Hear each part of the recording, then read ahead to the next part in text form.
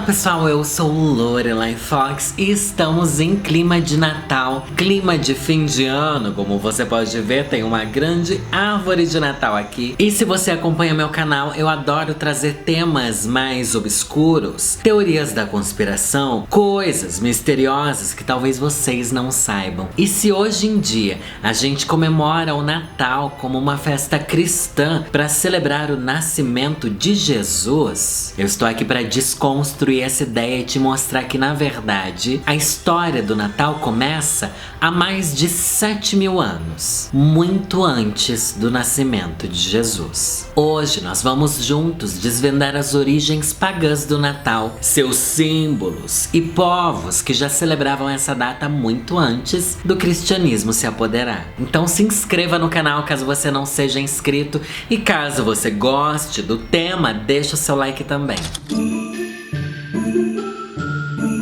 E vamos para a história do Natal, que é uma história tão antiga quanto a história da civilização e tinha a função de celebrar o solstício de inverno. Solstício, para quem não sabe, é a noite mais longa do ano, que no hemisfério norte acontece no final de dezembro. E dessa noite mais longa do ano em diante, o sol vai aparecendo cada vez mais e os dias vão ficando cada vez mais longos de novo até a chegada do verão. É uma data que celebra uma noite muito longa para o começo de dias mais bonitos e luminosos. É o ponto de virada das trevas para a luz. Celebrar o solstício de inverno significava celebrar o renascimento do sol. Lá no hemisfério norte, essa noite tão longa acontece entre os dias 21 e 22 de dezembro. E segundo o historiador Richard Cohen, todas as civilizações já tiveram um momento de celebrar essa virada. O aparente poder sobrenatural para governar as estações que se manifesta nos solstícios inspirou reações de todos os tipos. Ritos de fertilidade, festivais relacionados com o fogo e oferendas aos deuses. Num tempo que o homem deixava de ser um caçador, aquela figura brutamonte, errante, que ficava aí caçando os animais para conseguir viver, essa fase do homem já estava indo embora. Ele começava a dominar as plantações e as colheitas eram essenciais para a existência e sobrevivência da humanidade naquela época. Por isso, celebrar a volta do sol e o começo de dias mais longos e quentes tinha tanta importância para eles. Afinal, um belo festival de solstício poderia significar colheitas mais abundantes no ano seguinte. Na Mesopotâmia, 5.000 anos antes de Cristo, a celebração durava cerca de 12 dias de festa. Os gregos, 1.300 anos antes de Cristo, aproveitavam essa celebração para encher a cara, para comemorar e cultuar o deus Dionísio, que era o deus do vinho e da vida mansa, Tem muito a ver comigo. Os egípcios, 3.500 anos antes de Cristo, usavam essa data para relembrar o deus Osíris e sua passagem ao mundo dos mortos. Na China, as homenagens eram ao símbolo Yin e Yang, que representava e ainda representa a harmonia na natureza. Até os povos da antiga Grã-Bretanha tinham seu jeitinho de comemorar, e eles comemoravam, dizem, em volta do Stonehenge. Sabe aquele monte de pedra empilhada que fica num círculo? Esse monumento começou a ser construído 3.100 anos antes de Cristo e ele servia para marcar a trajetória do Sol ao longo do ano. Lá em Roma não era diferente. Roma acabava refletindo todas essas outras culturas. No dia 25 de dezembro, eles costumavam cultuar o deus Mitra, conhecido como o deus da luz. E assim eles celebravam o velho solstício de inverno. E como as culturas vão caminhando e passando de gerações para gerações, cultuar o deus Mitra avançou pelos séculos e no ano 4 antes de Cristo, essa cultura chegou até a Europa, quando Alexandre o Grande conquistou o Oriente Médio. E com o passar dos séculos, os soldados romanos acabavam cultuando Mitra e tornando ele um dos grandes bambambãs dos deuses da época. E de tão hype que era esse deus Mitra para os romanos, ele acabou ganhando uma celebração exclusiva dele, o Festival do Sol Invicto. Eu gostei do nome, chique. E com o tempo a celebração do festival aí do Sol Invicto se juntou à Saturnália, que era um evento em comemoração a Saturno, o deus das colheitas, e virava um festão todo, né, gente? Inclusive, os historiadores dizem que nessa época eles faziam muitas oferendas em forma até de sacrifício aos deuses, e os sacrifícios poderiam ser até humanos. Enquanto essas festas aconteciam, dentro das casas as pessoas também celebravam muito. Elas davam felicidades umas para as outras. Ai, feliz aí, dia do sol invicto. Feliz Saturnália. É uns nomes assim difícil. Elas comiam, bebiam, trocavam presentes. E o povo era animadinho, né? O povo também ia pras farras, assim, fazer a pegação. Essa festa já parece bastante com alguma outra que a gente conhece, né? E veja só, enquanto tudo isso rolava, uma religião crescia em Roma. Uma religião chamada de cristianismo. Lá no começo do cristianismo, as datas religiosas mais importantes para eles tinham mais a ver com o martírio de Jesus. A Sexta-feira Santa, que é a crucificação, e a Páscoa, que é a ressurreição. Até porque ninguém sabe ao certo a data que Jesus nasceu, né? A data em que ele faleceu ficou muito mais conhecida. Sem contar que, assim, na história como um todo, a gente acaba lembrando muito mais da morte das pessoas famosas do que do dia de nascimento delas, né? E os próprios religiosos da época achavam que não fazia sentido você comemorar o nascimento de alguém em vez da morte de um santo, de um mártir. Porque é ali, na morte, que ele se santifica, não é assim que funciona? Mas a verdade é que os fiéis cristãos daquela época queriam colocar uma celebração para fazer frente às celebrações de solstício. E para realmente conseguir abocanhar uma fatia do mercado que já usava aquela época ali para celebrar o solstício, falando... Solstício o que, querida?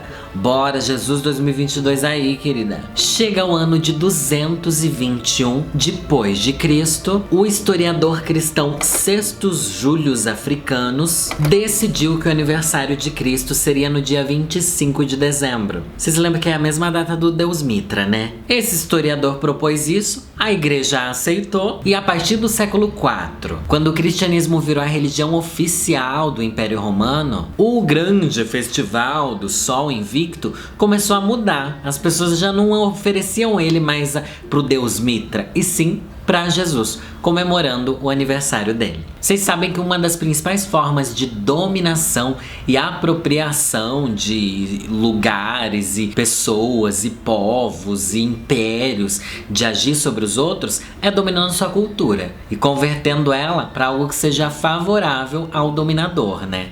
E foi isso que aconteceu. Não tô querendo dizer aqui que Jesus não existiu, isso ou aquilo, mas que alguns detalhes na história foram mudando a favor do cristianismo daquela época. Isso aconteceu sem dúvida. Segundo o historiador Pedro Paulo Funari, da Unicamp, associado ao Deus Sol, Jesus assumiu a forma da luz que traria a salvação para a humanidade. Lembra que lá no começo eles celebravam o solstício como a volta do Sol e a salvação eram as colheitas que seriam mais fartas? Falou assim, gente, isso daí Jesus, querida, salvação. E dessa forma, a tradição católica começava a abocanhar as religiões anteriores e as tradições mais antigas. E ao contrário do que aconteceu em outros momentos da história do cristianismo, essa troca entre Mitra e Jesus, e celebrar isso para celebrar aquilo, não foi uma coisa tão opressora. Foi algo que aconteceu de forma fluida, com uma troca cultural mesmo. E não dá pra gente dizer ao certo como é que era o Natal antigamente, com tantos detalhes, mas a gente sabe que uma série de comportamentos que a gente tem no Natal vieram de tradições anteriores ao cristianismo. Como eu já falei, trocar presente já era um costume, fazer refeições, festivais,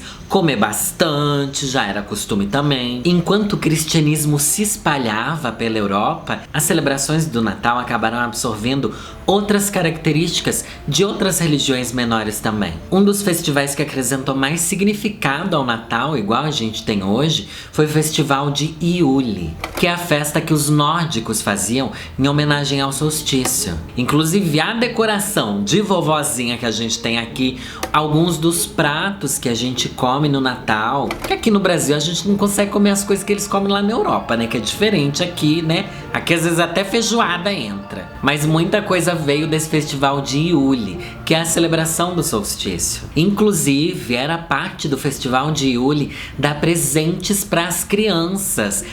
Gente, a gente fala que é o capitalismo que inventou, é o capitalismo que se apropriou também do festival de Yule. Aqui é, cada um abocanhando o outro. Inclusive, em algumas tradições escandinavas, quem dava os presentes para as crianças era um duende. Será que é por isso que o Papai Noel tem tanto duende ajudando ele? Vamos descobrir. Mas antes de falar do Papai Noel, vamos falar da árvore de Natal. Olha que linda. Olha que coisa bela. Uma coisa que enfeita. Uma coisa pulsante. Uma coisa grande.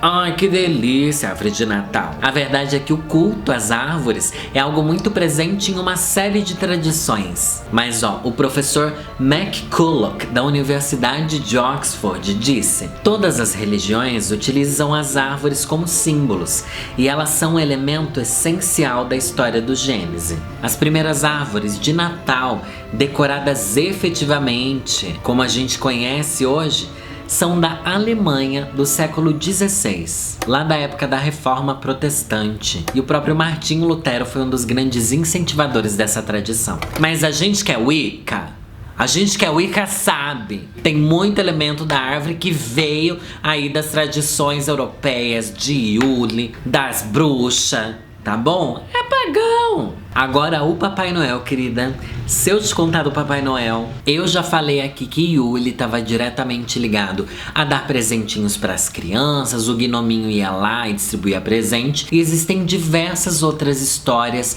de contos e tradições e tal que levam à criação do Papai Noel como a gente conhece hoje. Mas uma das histórias mais difundidas é a seguinte: tinham 3 moças na cidade de Mira, que é onde hoje fica a Turquia, que elas estavam lá na pior, querida. Era o século IV, tá bom? O ano era 400, o mundo era uma desgraça e essas 3 moças estavam num sofrimento enorme. O pai das garotas estava falido, as moças não conseguiam se manter e elas acabaram enxergando apenas uma única opção. Elas teriam que entrar para o ramo da prostituição. E era algo que naquela época, mais do que nunca, era muito degradante, além de muito perigoso. Era a última alternativa que elas tinham. Mas um homem misterioso apareceu, entregou para elas, lá na casa delas, um saquinho cheio de ouro. Algumas pessoas dizem que esse cara jogou esse saquinho pela janela, outras histórias contam que ele teria jogado pela chaminé da casa delas. Jogou o dinheiro e sumiu, desapareceu. E na noite seguinte, esse stalker, esse boy, esse sugar daddy, voltou lá e jogou mais um saquinho de ouro. E depois jogou outro saquinho de ouro. Então ficaram 3 saquinhos de ouro, um para cada uma das moças. Assim elas puderam se casar, porque elas precisavam, naquela época, ter um dote pro casamento. Ou melhor, você pagava pra casar, gente, é isso. Se você não tivesse dinheiro, nenhum marido ia te querer. E assim elas acabaram tendo dinheiro, não precisaram se entregar à vida das ruas. E foram salvas por esse ser misterioso que entregou muito ouro, Inxalá, para elas. A verdade é que esse tal benfeitor era um homem conhecido. Ele era um homem de carne e osso, conhecido como Nicolau de Mira. Ele era o bispo daquela cidade. Embora não existam registros oficiais dele, história sobre esse velho daí é o que não falta. Dizem que o Nicolau era um homem muito rico, que passou a vida distribuindo sua riqueza com os mais necessitados. E existem várias histórias sobre ele distribuindo a riqueza de sugar daddy dele, igual ele fez com as meninas, e com o tempo as histórias se tornaram mitos e lendas. E logo o povo começa a inventar, né? Já colocaram até milagre na conta do velho. E de tanto milagreiro que ele foi, a igreja acabou canonizando ele, transformando ele em santo, o São Nicolau. Padroeiro das crianças, dos mercadores e dos marinheiros. Podia ser também, né, sei lá. Padroeiro do sugar daddy, por que não, né? E, inclusive foram os marinheiros que acabaram levando as histórias de São Nicolau, do velhinho bonzinho, pra todo lugar do mundo. Pra vocês terem noção, na Rússia e na Grécia, ele é o santo favorito, um dos santos mais respeitados e amados. E no resto da Europa, a imagem dele de velho bonzinho bonzinho, benfeitor, que leva presentes, que ajuda pessoas e milagreiro e tal, acabou se misturando com as tradições de Natal e tornando ele o Papai Noel, Santa Claus. Olha só, na Grã-Bretanha passaram a chamar ele de Father Christmas, Papai Natal. Os franceses chamavam de Père Noël, e foi desse nome francês que veio o nome brasileiro, Papai Noel. Agora a gente avança no tempo e chega até a Revolução Industrial, que vocês sabem que foi ali onde os produtos em massa começaram a ser fabricados, onde a linha de produção e tal começou a ser desenvolvida, o que fez com que a produção de presentes disparasse, a produção em massa, em sequência e tal, de brinquedos começasse a explodir, e com isso surge a publicidade, porque quer que o povo compre, estão produzindo cada vez mais, o povo vai comprar cada vez mais, vamos então fazer propaganda de Natal. Quem que vai ser o grande garoto propaganda do Natal? Papai Noel! O que acabou transformando o Bispo Nicolau, benfeitor de séculos atrás, no maior garoto propaganda que a gente conhece, né? Época do Natal eles moem a figura dele. E o que é engraçado é que até os meados do século XIX, a figura do Papai Noel era a figura de um bispo mesmo, que usa um manto vermelho e aquele chapéuzão comprido chamado de mitra, que é comum entre as autoridades católicas, né? Mas a indústria da propaganda começou a ver que ele precisava ser remodelado, e aí entra um personagem muito importante dessa história. Thomas Nast era um desenhista norte-americano que em 1862 reformulou a imagem do bom velhinho,